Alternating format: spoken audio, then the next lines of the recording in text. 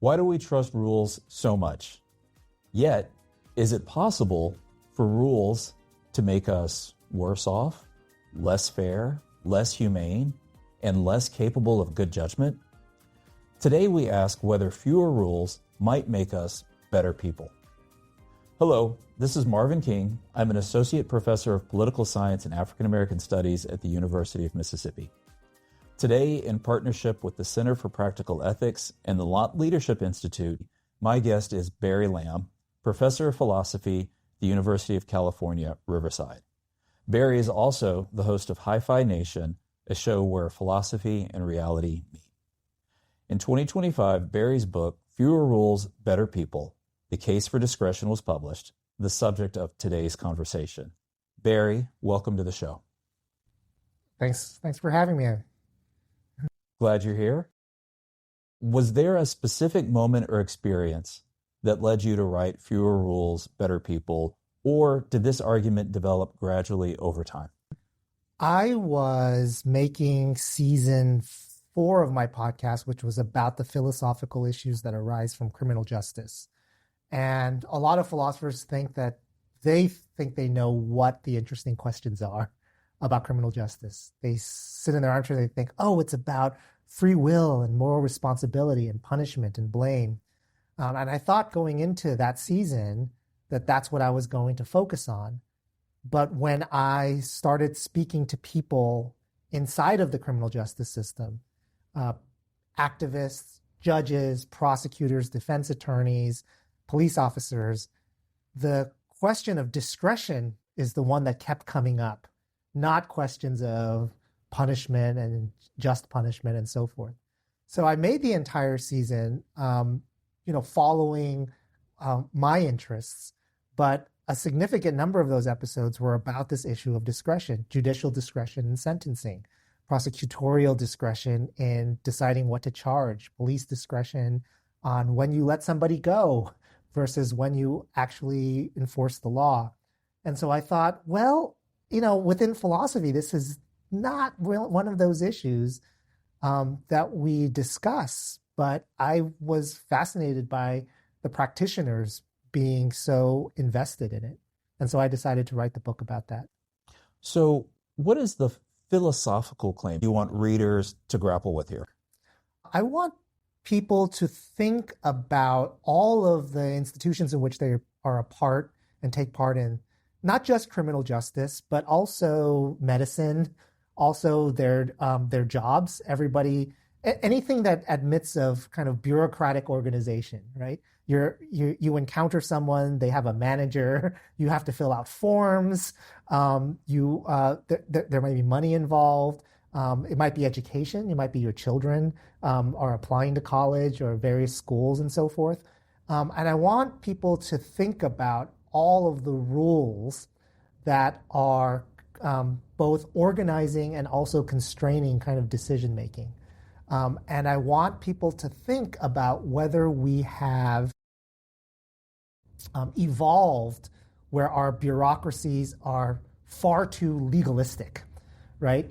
It gives not enough power to the people working in those organizations to make exceptions, to make a judgment call, right? Whereas instead, the organizations are kind of mandating that you have to fill out this form in order for you to be certified to teach preschool or to be a barber or something like that. And to think about whether our governance should be more in the hands of people and their judgment or in the hands of rules that people just enforce. Well, I know for many of us, as we go through adulthood and you have some references to your own family in the book, we're often on both sides of this, where we are creating rules, but we're also on the receiving end of this. And so I think that's what makes this book useful and practical and enjoyable, because we can all picture ourselves in many of the scenarios that you outline. So let me ask you this. When you say discretion, what do you mean in a rigorous sense? How is it different from, say, arbitrariness or simply doing whatever you want? Right. I don't think of discretion as doing whatever you want. I think of discretion as the ability of someone to make a judgment call as to whether to follow a rule in a certain circumstance, whether to enforce it in a circumstance, and also the ability of a person to interpret a rule as to whether it applies here or doesn't apply here. So discretion is the ability to make a judgment call in the face of rules as to determine whether they apply and how they apply. This came up in our book discussion where, for instance, people in middle management might profess to like rules because then those rules can provide protection from blame. I have no choice. I have to follow the rules.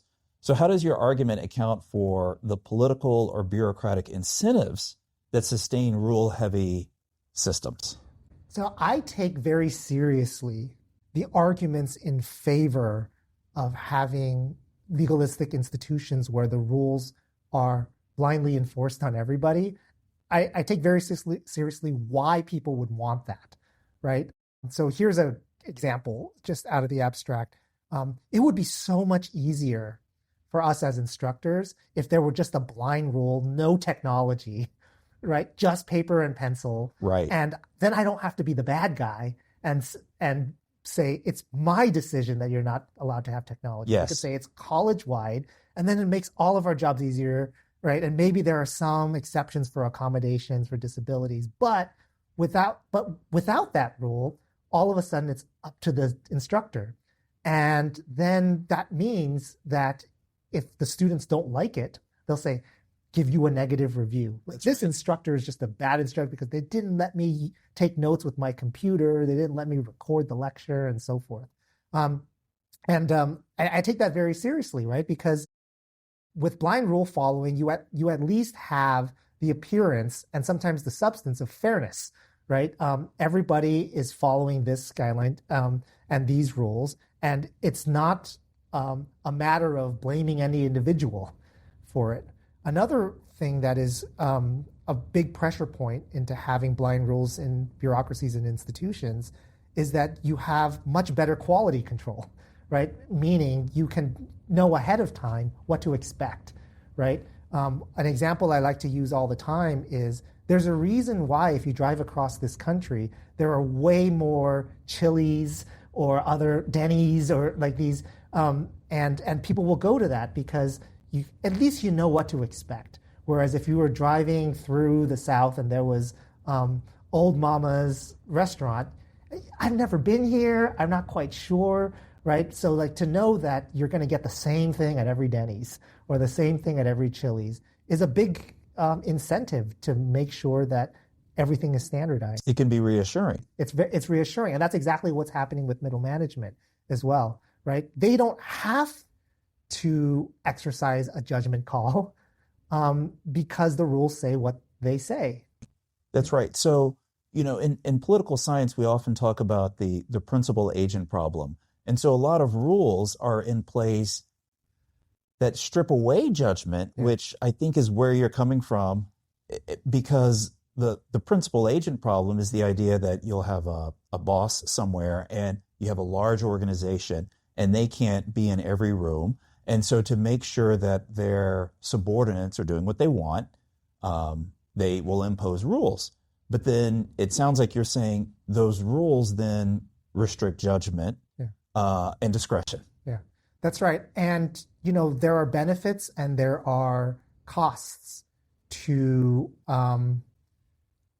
rule-governed and legalistically governed organizations, right? So the benefit is exactly that, right? So as long as you can have rules enforced on lower level people in an organization,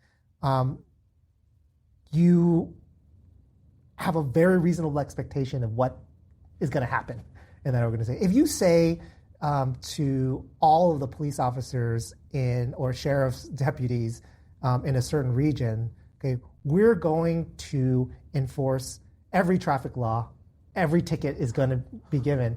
You're going to expect a lot of tickets, right? And you're not going to or you're going to say stop signs, don't enforce those, but you know exactly what to expect. If you just say use your best judgment, was it dangerous or was it not dangerous? Well, then you make make the police department dependent on the quality of the judgment of the deputies and the officers, right? And what bosses who run organizations that are more rule bound is they have more top down control and expectations. But what you lose is the possibility of excellence, right? So with standardization, you don't get the ability of your better officers, right, to be able to make judgment calls. Instead, they're only there to enforce a boss's rules. And the good part of that is that your bad officers might not be able to do bad things, but then also your good officers making good judgment calls might not be able to make better calls. Right, and I think that was one of the examples that you start off in the book with law enforcement, and the ability of a good officer to be able to take a situation, look at it thoughtfully, and think, arresting this young person is probably not the best use of anyone's time or resources. And so if there had been a blanket rule, then the officer loses their chance, in that instance, to use their discretion. So let me pivot here real quick. So we're at a college campus here, and our college campus is Greek heavy, so lots of fraternity and sorority students. And I always find it interesting how many students voluntarily join an organization that has a lot of rules, but then sometimes I'm thinking, are we graduating students who have not learned how to use discretion in a good way because they join this? So does it surprise you how many people submit to organizations like this that they don't have to even join, that are so rule bound? It sometimes surprises me. I mean, what you're describing is, so here's something that surprises me, which is exactly along the same lines, right? Some of the most libertarian-oriented people don't like rules of the government, are homeowners, but they actually submit to homeowners organizations, or homeowners, what are they called? HOAs. HOAs, which are tyrannies. Yes. With respect to what you could, right? But why do people do that, right? So you don't like the government, but then there's this homeowners organization that requires your lawn to be certain numbers of inches. Why do people do that, right? So why are generally people who don't like, say, their parents imposing rules on dating will submit to a fraternity organization has various kinds of complicated rules about. I think that it's just this paradox of human behavior, and I think it's actually very understandable, right? Systems of rules give you expectations. Here's a field and here's a ball. Go out and play is not very fun. Having rules telling you what are inbounds and what are outbounds, what constitutes a foul, what constitutes a score, right? Rules in games are a very great example of why would we submit to that as opposed to here's a ball, here's a field, and let's play. Because rules give you a purpose and a goal and expectations. And with respect to socializing, like in fraternities and sororities, it's very high anxiety for young people to determine exactly how friendships are supposed to develop and how dating life is supposed to develop.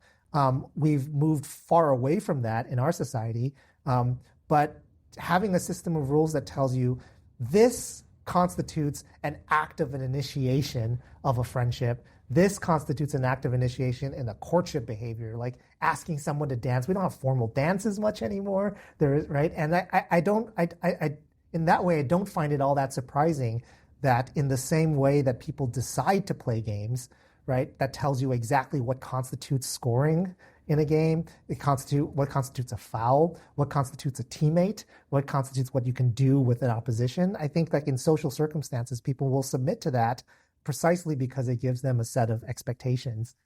It's really interesting as you're talking about this. It makes me think of if you've ever been in a playground watching kids play, they'll make up rules on the spot, right, and then you have all these great arguments and debates, and so it's discretion on the spot. Yeah. That's not a rule. That's not a rule. And playing Foursquare with your kids, they'll come home with all sorts of rules from school. I'm like, well, we didn't have that, and my kids are like, yeah, but you're old. Yeah.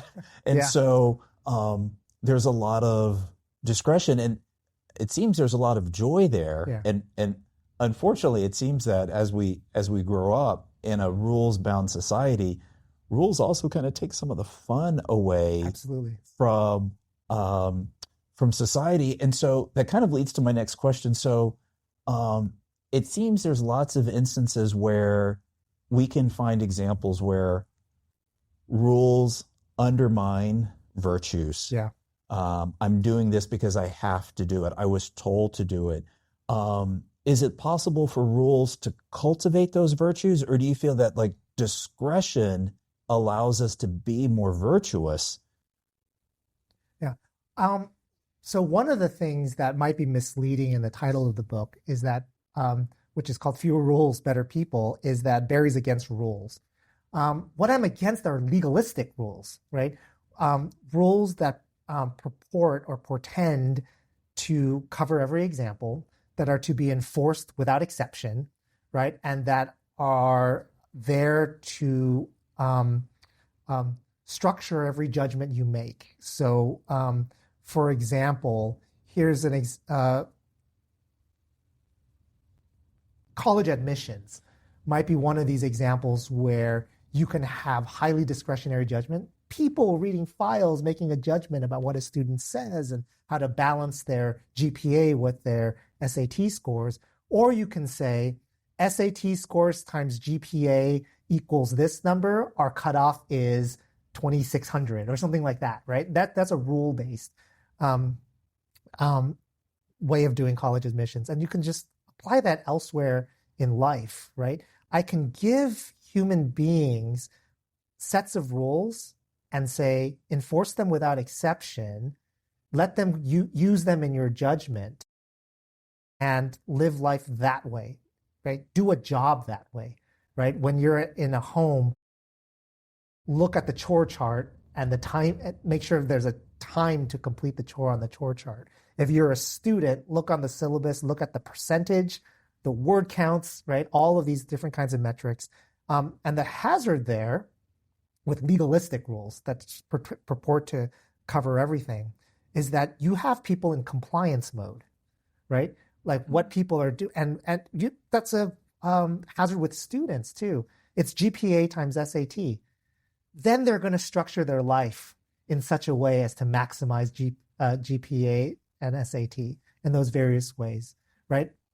When is a opportunity for a student to make a judgment that a certain course might be good for me, even if I have to take a hit on my GPA, right? When is a poet going to take an engineering class, or an engineer going to take a poetry class, right?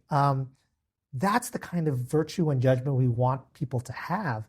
And that requires you not to think of your life legalistically as just employing rules and not making exceptions. As I'm listening to your answer here, my first thought was, I think a lot of K through 12 teachers would want their state school boards to read this book, because ever since, really even longer, but at least since the No Child Left Behind era, as we've moved to the state testing regime in public schools all across the country, many teachers have long complained that those legalistic rules and how they are going to be measured takes away too much of their discretion.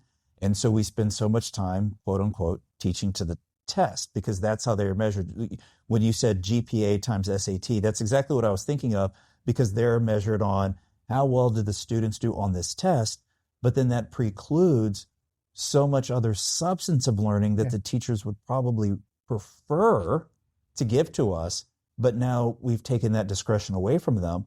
And I'm like, well, why do we have all these teachers going through these education schools if we're then just going to robotically tell them, here's what you have to teach and when? A good rule would be teach kids to read, make sure they read well by their 11th grade or 12th grade or something like that. The legalistic rule is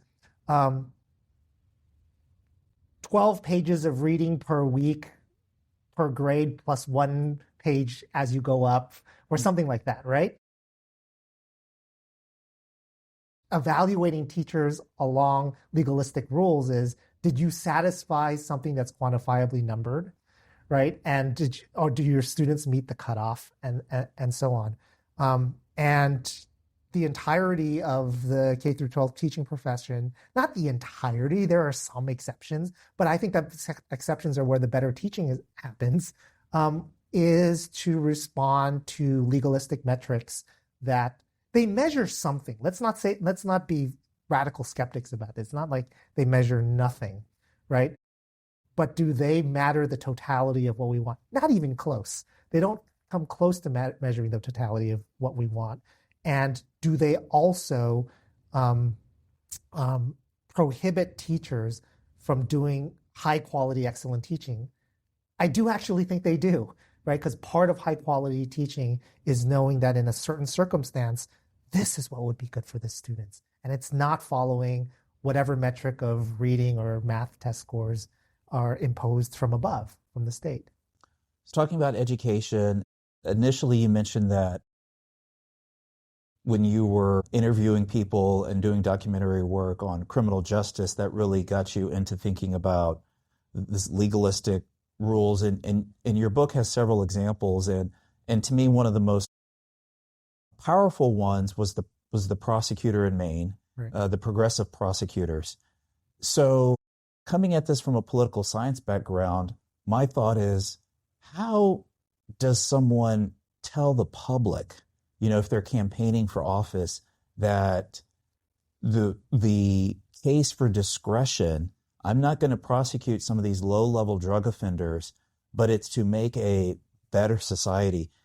It seems that sometimes those prosecutors have done a poor job of explaining why that's necessary. If you were to put on your political science hat or campaign hat, what advice would you give to people in that situation who are arguing, well, we need to use fewer rules? How do you convey that effectively to the public that might be skeptical? I think every member of the public has an understanding of the importance of discretion with respect to certain kinds of rules that they happen not to like enforced universally too. But it differs between people in the public, right? So there might be some people who think, you know what? I hate prosecutors who prosecute low-level drug offenses because I think that's the bane of our society. That's what's poisoning, right? But those same people might think, why do I get tickets for jaywalking, right? Right. Like, why do we prioritize jaywalking versus, right? I think some people understand when a prosecutor says, you know what? I'm not going to prosecute this individual because this individual has information that helps me get another individual, even though this individual right? But they might differ on like who counts. So I think one of the things that's important about explaining to the public is that you do like discretion in certain kinds of cases. And you understand that there's a cost to blind enforcement of, say, jaywalking laws, right? Because the point of the enforcement of jaywalking laws is not just there is a law, it was broken, and we can get a ticket and some money for it, right? It's about public safety with respect to intersections. I think the public understands with respect to jaywalking laws that there's a good reason not to enforce all of them. They look to the spirit behind jaywalking laws and say, it's really about public safety, and there are certain circumstances where a jaywalker is not endangered, or they don't endanger other pedestrians or other vehicles, and over-ticketing makes local citizens lose trust in the police department. And so a police officer who makes a call, issues a warning, doesn't enforce that law is a good thing. And because they understand that, I think it's worthy of offering to the public, I am a prosecutor who thinks the same way about certain other crimes, and here are my reasons. And it's worth all of us discussing whether my decision will actually contribute better to the spirit of what we're all looking for here or not, rather than this is a prosecutor who's just bypassing the law and being lawless. That I think the public should be given more credit that they actually do understand the idea of discretion. They were just never put in a position where they have to kind of apply those principles elsewhere and see what they think about a prosecutor who is running on a campaign that says, I want to apply it in this way, vote for me or don't vote for me. And it's so easy for voters to be the backseat driver and second guess elected officials once they're there. But it's true, we're all using discretion all the time. And, when you're giving the jaywalk example and talking about how that can affect trust, it reminds me one time I was here in Oxford. I've lived here for about 20 years now. I was at a gas station and a college student pulled up and they double parked. It was a terrible parking job, but we've all seen people double park. And there was a sheriff in there and he just lit into the kid for double parking.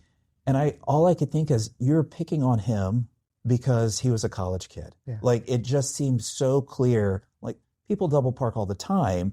And I just can't imagine the sheriff would do the same thing if he had been at Walmart.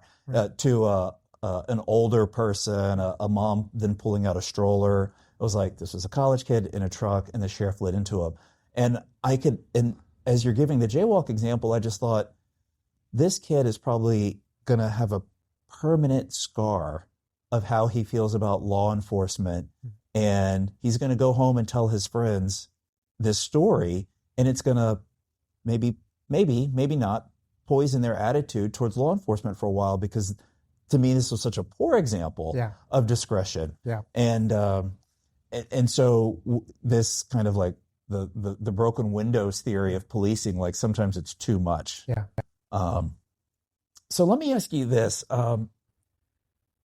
We're moving toward algorithmic governance. You talked about college admissions and, with the rise of AI systems that are going to apply rules consistently without human discretion. Do you feel that trend is fundamentally misguided to move in this direction? How can we use technology in a way that still allows discretion, or are we at a fork in the road, potentially going the wrong way? I think it is misguided, with exceptions. There are certain circumstances where it does improve on human decision making, but most of those circumstances, they do not. I think of AI-driven decision making as a limiting case of legalism, because AI decision making is legalistically rule-based. The rules are equations, right? The point of AI is to transform any kind of decision problem into a set of numbers that calculates an outcome, right? That's sort of, right? So just like the model had always been something like the credit score, right? So the idea is there was a decision that people had to make about somebody else. Are you loan worthy, right? And before the credit score, it was always, okay, let's assess this human being in some ways. And there were lots of pluses and minuses about that. But if we can transform a human being into a number and have a cutoff and say people above the cutoff is worthy of a loan and people below the cutoff are not, we seem to have solved our problem. We can get back to whether it has solved their problem or not. But the idea that we would transform all human judgments into something like that is what the promise of AI is, right? So in criminal justice, it's a matter of assessing a person as a risk to society with a number, right? And then you take whatever factors you think about this person, age, zip code of residence, income, et cetera, and then you transform that into a number, and that's who they are in the eyes of the law. In education, it might be GPA times SAT. In most of employment now, it's some star rating, right? You hire an Uber car, you don't hire a person, you hire a rating. That's right. That's right. Right. Or your grocery delivery person, or anybody you might call to fix or repair something in your home. It's now make sure you get a 4.8 and not a 4.3 or something like that. That's the promise of AI, right? Let's transform the society into one that, as a computerized judgment, it's just a more complicated computerized judgment. Do I think that's a mistake? I think it's a mistake on many different dimensions. It has the same kind of benefit as you might say the credit score did, but what does it remove, right? It removes it imposes a kind of fairness and imposes a different kind of unfairness than what we had before. What we had before was, to the extent that we had unfairness, I was unfairly treated by a person in this way. And now I'm unfairly blindly treated by an algorithm in this other way. This created a system that was rife with discrimination. It made it too easy. And so then people said, oh, well, we'll move to this credit score. And so that's more objective. Yet we have still seen that. And I know we see a lot of examples of this with bias in standardized exams, bias in credit scores, is you can still build bias into the equation, into the formula itself. And so going to a legalistic, rule-bound, mathematical-bound, uber rule society isn't going to solve our problems either. It introduces a similar problem. Maybe it affects different people, but it's the same kind of problem, right? It's this problem of arbitrariness in human decision making, right? We might say there's bias and discrimination when a person does it because people are biased and discriminatory. When a rule does it, there's a kind of blindness to it, but it introduces yet a different kind of arbitrariness. Now, all of a sudden, if you're below a 700, you don't get a loan or something, whatever the number happens to be. Are there loan-worthy people under 700? Absolutely, right? But they're now precluded by the rule. Well, this reminds me, it's an informal rule, but if anyone listening has ever tried to get raise funds from like private equity, the first thing they ask you to do is to raise money from friends and family. Well, that is automatically going to preclude people who come from low income backgrounds because by definition, their friends and family don't have much money. But then those venture capitalists are looking, they're like, well, I'm not going to give you money if the people close to you don't give you money. Well, what if the people close to you can only give you a few $100s? This sort of rule, which seems objective, can introduce all sorts of bias. Let me ask you this. If you could redesign one major institution to better balance rules and discretion, what would you change first? What would I change first? I would give what are called in the literature street level bureaucrats, right? The whoever it is an institution that is facing the public directly. So line police officers, the teller at the bank, the doctor or nurse who is treating you directly, as opposed to the hospital administrator that oversees them. I would give them what I call selective discretion, which is the ability to make an exception in a particular case so that they are not in trouble with upper level management for failing, right? So one example that I like to give, I talked to an ICU doctor who says the hospital imposes this set of rules on what you have to do to a patient who enters into the ICU because they want to make sure they pass standard of care evaluations. And one of them is you got to give this much saline for hydration, right? Something milliliters per kilograms of weight, right? And like, because that's measurable, right? You can see whether doctors have done that. And that's the evaluation of quality of care. And he says, look, we can't do that for every patient because there are individual patients on my judgment that we don't want to give that much saline to. It's a mark against me, whether or not it's according to my better judgment or not. So for any institution, like the very first thing I would like is for the person who's in charge of reimbursement at a university to say, do I think this person really is scamming the university here because they lost their boarding pass or the receipt for this one? No, not really. Make an exception. Make it so that these people are not held to the same rules all the time in enforcement, because sometimes they can exercise their wisdom and say there is an exception here. Here in America, as you know, we're a very litigious society.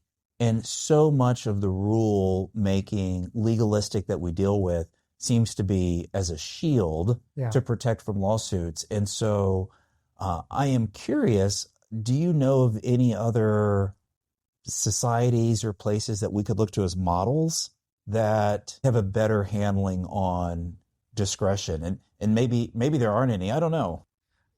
I was looking at, in the course of the research that didn't make it into the book, at societies that are known for bureaucracy, and some of them for bureaucratic excellence. Places like Germany, right, and so forth. And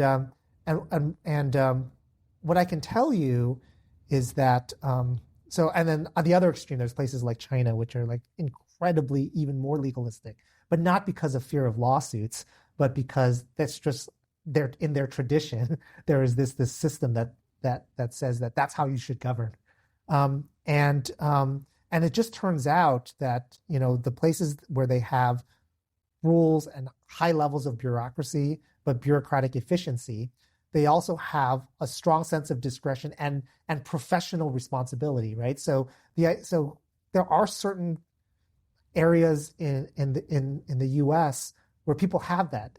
It's both highly bureaucratized, but there's a way in which there are professional organization and professional standards that evaluate discretionary ability. So one place, doctors are in a very high bureaucracy institution, but there are areas of medicine like off-label prescription and that are not really measured and not really regulated, but doctors have like a community with each other of how do we make the best kind of off-label prescription? What is a dangerous way to do that? I'm not saying that serves as a model, but that is an example of they were given a more free rein in this area. It's not a regulated space, right? And doctors come up with their own code of ethics for it, and I kind of like that. I kind of like the idea that for academics, with respect to our research, right, it's each other that evaluates our judgment, right, standards of success, right. I think it's actually poisonous when it's imposed from on top, paper count or page count as the evaluation standard, the legalistic version, as opposed to professional, reputational. Well, and that reminds me of another example of the book with the mandatory minimums. I would agree with you that when it comes to mandatory minimums, when you handcuff the judges, you really take away a lot of the discretion that makes, the reason a lot of judges become judges is because their peers in the bar recommend them. Yeah. They're like, these are the best of us judgment. And so then when the lawmakers take away that discretion, yeah, it's like, well, if anybody should be empowered to have discretion, it should be a judge, yeah, in these instances. So we're about to wrap it up, and I always conclude with one last question. But first I want to say, Barry Lamb of UC-Riverside, thanks again for your time and thoughtfulness. And I'm certainly going to encourage people to read your book, Fewer Rules, Better People: The Case for Discretion. What else might you recommend to listeners that help you on your journey to writing the book that you'd recommend for people who want to learn more about this subject? Great. So there are classic academic adjacent studies about this kind of thing. I believe there's a book called Street Level Bureaucracy.